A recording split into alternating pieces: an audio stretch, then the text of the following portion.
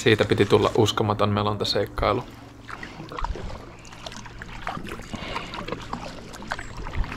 Mutta pieleenhän se meni.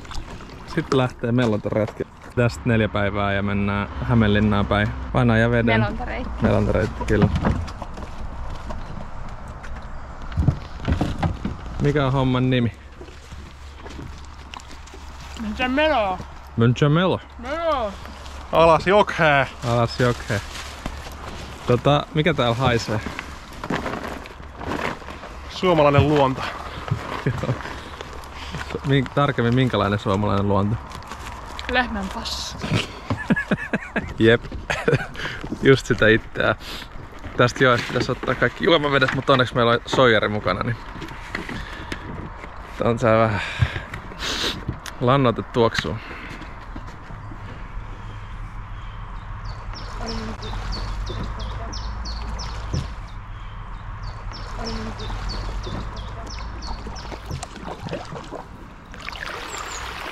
Lähdimme melomaan Tarumaisen hienoa Teuronjokea pitkin.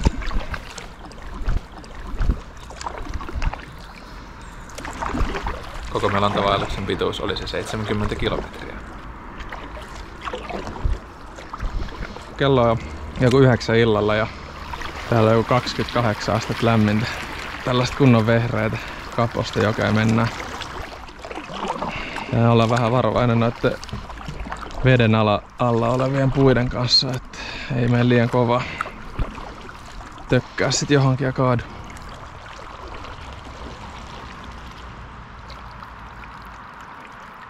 Sitten on vähän riskialtista. Ai pitää kameraa. Niin. Sitä varten se kamera on, että sitä käytetään.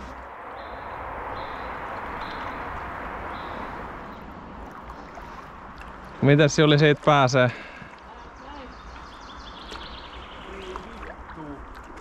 Jääkö siihen jumiin vai? Tässä on 10 senttiä vettä, kyllä pääsee varmaan. Ai vai. Joo, minä on tämä siltä vauhtia.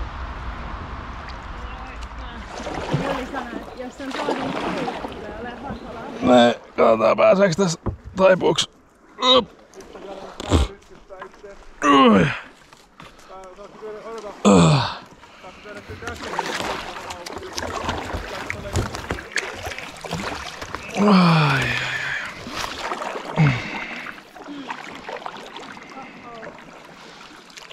Kyllä se oli helppo saada. Tää toinen näyttää vaikea, mutta sitten vaan melot kovaa. Menee vai? Sä voit työntää myös.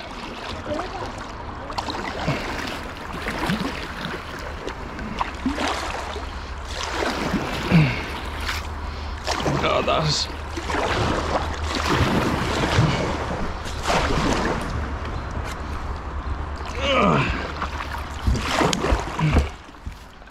Ai mitä? Vähän työläs juttu, mutta... Joo, ai kannoit, just niin. Taisi olla reitti sitten kuitenkin. Mutta on tää joku sitten tullut katkaiseen näitä puita, kun... Ei tääkin on niinku poikkastu.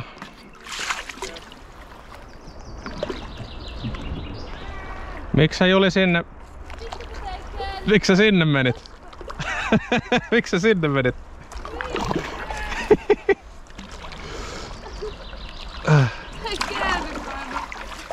On liikaa vauhtia. Nee. Jep. No ei tää mitenkään kahden nopea kulmas kyllä. Joo ei. On kyllä nättiä. On kyllä ehdottomasti nätin mesta, missä on melona.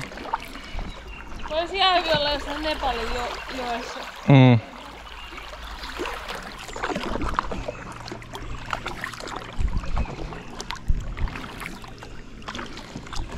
Ei kannata liian tiukkoja hyttysen tappamisliikkeet tehdä tai kaadut.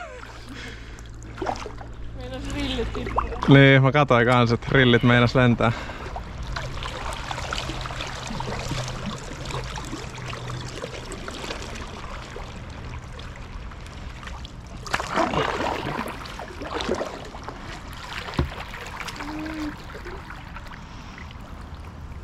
Oi voi. Sinne joudut. Vai. Venä. Mä voin vetää sut pois sieltä. Noin.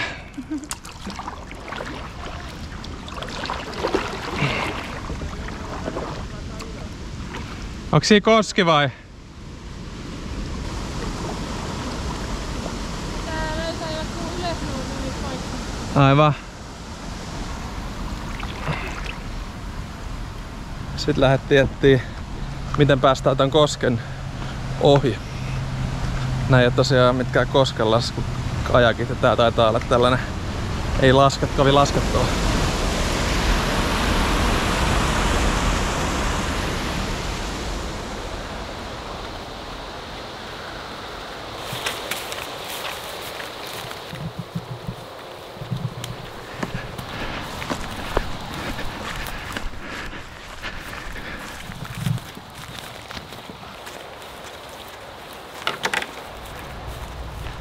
Joo, eikö se sinne kello? Tästä tulisi yllättävän jännittävä retti.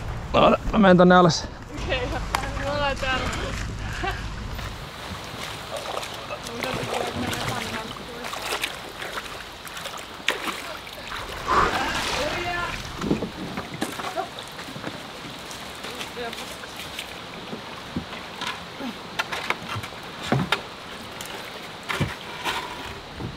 Send it!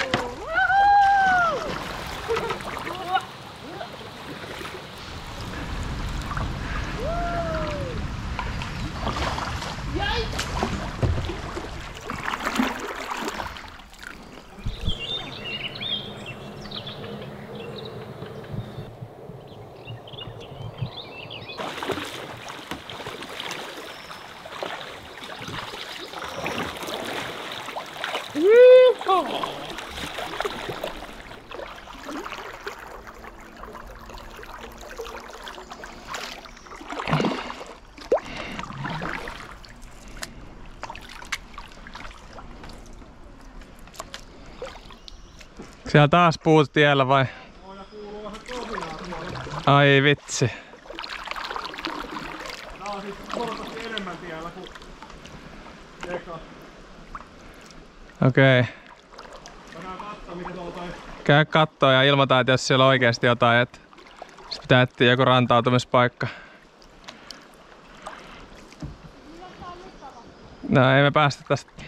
Tuo kuuluu kohinaa ja tässä tämmönen kunnon puut tiellä. Kyllä tästä pääsee, pitää vaan vähän nyrkyttää. Okei. Mitä seksi siellä edespäin? Tai no en mä tiedä. Vaikea sanoa. Niin pääseekö sieltä? Pitääkö käytyä kokonaan ympäri? Se on vähän niinku... Onko siellä niinku ihan koski? Mitä? Onko siellä ihan koski?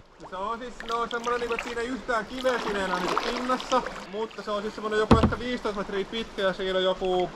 Mitäkö mä nyt sanoisin? Joku vajaa metriä, puoli metriä pudotusta. Okei. Että siis ainakaan näin lasikuitukajakeilla siitä ei uskalla mennä, koska sitten se osuu pohjaan yksi kivi, niin se on siitä Entäs pystyykö sen taluttaa sieltä reunoja pitkin? No se täytyy arvioida vielä. Okei. Joo. Todennäköisesti siis kyllä se ehkä se onnistuu. Niin tulkaa ihan katsoa, tää on ihan hauskaa. Joo. Hauskaa seikkailua. No tää on kyllä kunnon seikkailu. Pääseekö Saara siitä puusta? Ja voi tulla myös vetää, jos tarvii katsoa saman aikaan. Mä ajattelin vähän katsoa, että mitä tuossa kreipästä nyt sanottiinkaan, että onko tässä koski. Koska se on koski, mutta Niin. siis silleen, koska siinä luki niitä, että Hankalakoski ohitetaan ja Myllykoski ohitetaan ja tällaisia. Joo, pitää vähän...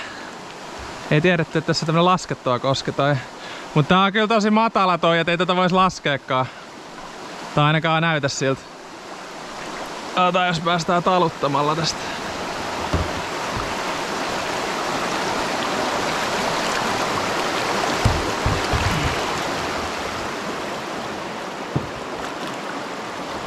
Sitten just yrittää vaan pitää sen virran myötäisesti. Sitten jos se menee sivuttain, niin sit tulee tosi kova force siihen.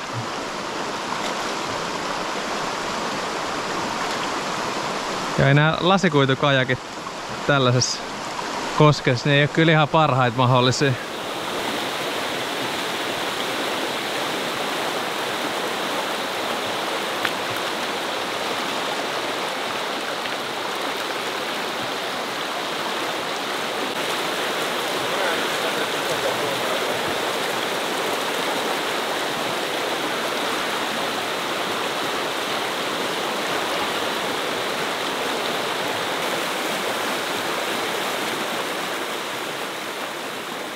Tässä on hätänumero ja koordinaatit heti tässä kosken alapuolella. Siis me katsottiin tää reitti. Siinä luki, että perheystävällinen, aloittelija, helppo. Missä ei ollut mainintaa ainakaan silleen pikaisesti, että olisi mitään laskettavia koskia. Ja hoho, oli vähän jänskätti. En sanoisi, että perheystävällinen missään nimessä eikä helppo. Tää on ihan täynnä kaiken näköistä runkoa ja sitten tommonen koski, mitä ei voi oikein kiertää mistään, kun penkat on niin syvä korkeat. Taluttaminenkaan ei ollut mikään helppo juttu. Ja varmasti näkyi siitä taluttamisesta, että en ole kyllä aiemmin taluttanut kajakkia yhtään missään. Ensimmäinen paikka, mihin päästään vaan rantaan, niin yövytään kyllä siinä. Kello alkaa olla jotain 10 yli varmaan jo. Oho. Puoksakin siitä. Varmaan lähemmäs 11 kohta. Ei me kovin montaa kilometriä olla. 2 kilsaa ja 2,5 tuntia. Mä ajateltiin, että Joel jotenkin pääsisi nopeasti, mutta me ollaan siis 2,5 tunnissa edetty 2 kilometriä. Tää on niinku yhtä hidasta kuin hiihtovaellus. Yksi positiivinen juttu on. No? Ei haise paskaa enää. Ei haise. Aika outo homma kyllä. Oh.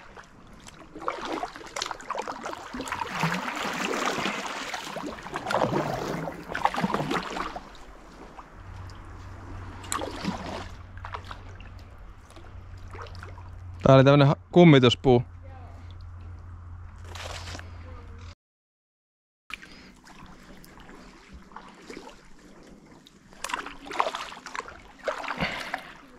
Ne lähti karkuun. Siinä oli, tossa noin oli toi sorsa ja tipulauma. Katsottiin toisiamme ja sitten lähti pois.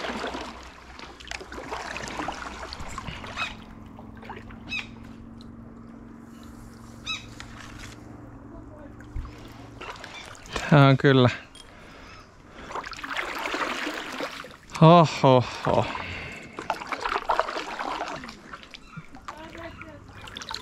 Joo. Kyllä täältä pääsee.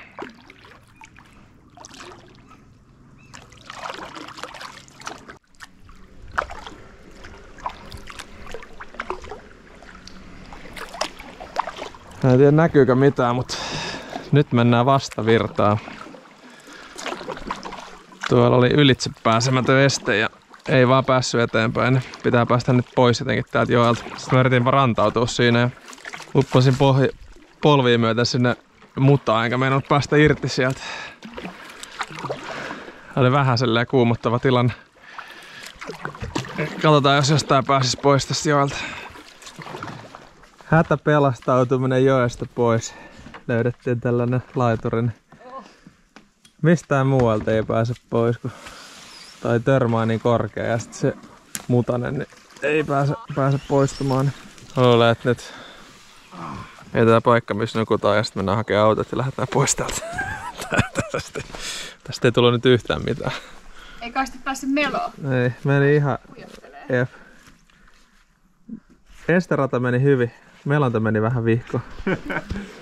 No, mut ihan hauska seikkailu.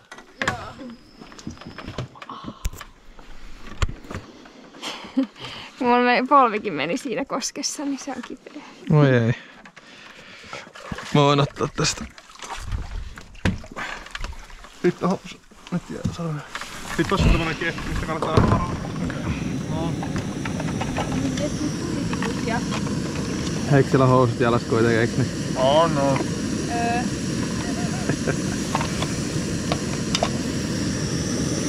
Vähän ruokaa ja teltta pystyy nukkumaan.